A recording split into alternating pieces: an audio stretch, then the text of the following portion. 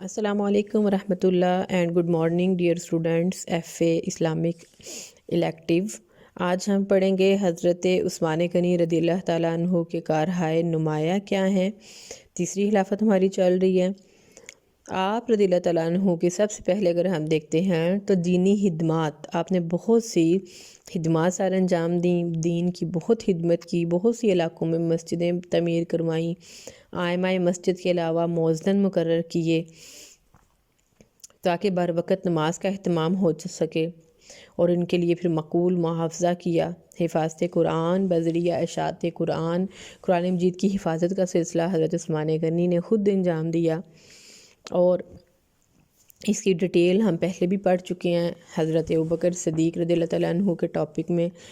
تو کس طرح آپ نے قرات کو اکٹھا کیا، ایک قرات پر، پھر قریشی قرات پر لے کر آئے سب کو۔ تو حضرت عثمان غنی رضی اللہ تعالیٰ عنہ کو یہ شرف حاصل تھا کہ انہوں نے ایک قرات پر کہ ہر عربی ایریا میں ہر ایریا کا اپنا اپنا لب و لہجہ تھا، جیسے ہمارا یہاں پہ دیکھ لیں کہ ہر ایریا کا گجرات والوں کا اور لہجہ ہے، لاہور والوں کا اور ہے، کراچی والوں کا اور ہے، منڈی والوں کا اور ہے، تو ہر ایک کا پتہ چلتا ہے کہ یہ فلاں فلاں لہجے فلاں فلاں ایریا کے ہیں۔ تو اسی طرح قرآن مجید پڑھنے کا بھی بہت سے لب و لہجے نکل آئے۔ تو جب آپ نے یہ دیکھا کہ یہ تو معنی چینج ہو رہے ہیں، عربی بہت وسیع زبان ہے، تو آپ نے سب کو ایک قرات پر لے کر آئے، قریشی قرات پر لے کر آئے، اس لیے آپ کو جامع القرآن کا لقب ملا۔ شورائی اور جمہوری نظام آپ نے مقرر کیا کہ شورائی اور جمہوری نظام اپنے عہد میں نظام حکومت کی بنیاد اسی شورائی اور جمہوری نظام پر رکھی، جسے حضرت عمر فاروق نے جاری کیا تھا کہ مشورہ کرنا اور آپس میں جو ہے تمام معاملات کے میں مشورہ کرنا، جیسا کہ مصحف عثمانی کے بارے میں آپ نے مشورے سے کام لیا۔ عہد فاروقی کی طرح کارہائے سلطنت کی انجام دہی کے لیے مجالس مشاورت عمومی اور مجلس مشاورت خصوصی موجود تھی، اسی کو ہی آگے لے کر چلے۔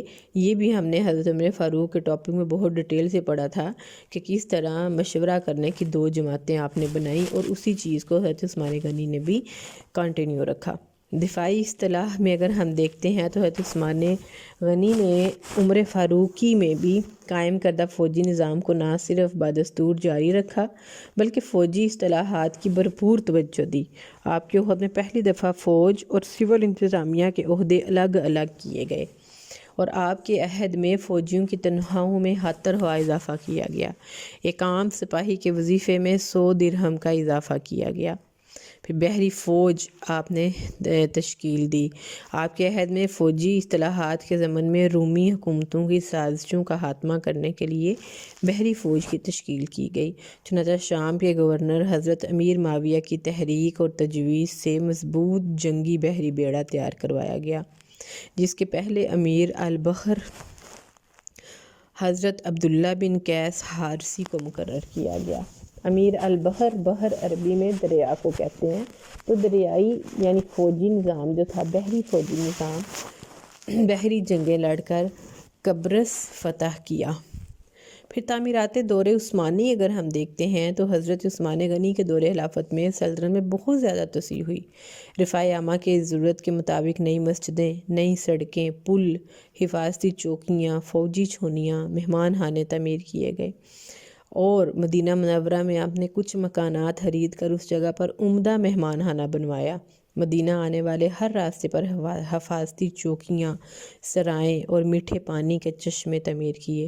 سرائے کے جہاں پر مہمان آ کر رک سکیں، راہگیر مسافر جو مہمان ہوتے ہیں، سفر کرتے ہوئے مہمان، کہ وہاں پر رکیں، فریش ہوں، کھانا وغیرہ کھائیں، نماز ادا کریں، اور پھر اپنا سفر جو ہے وہ جاری کر لیں۔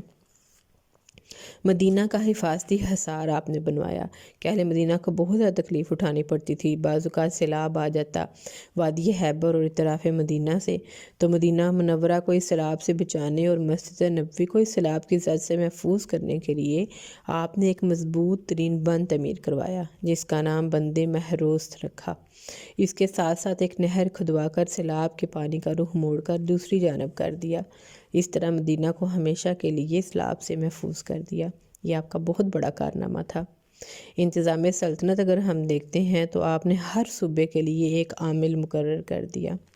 گورنر مقرر کیے، جس سے کیا ہوا کہ کوئی بھی سنگین شکایت کا موقع نہ ملتا، جو چھوٹی چھوٹی شکایات ہوتی وہ گورنر ان کو جو ہے وہ حل کر دیتے۔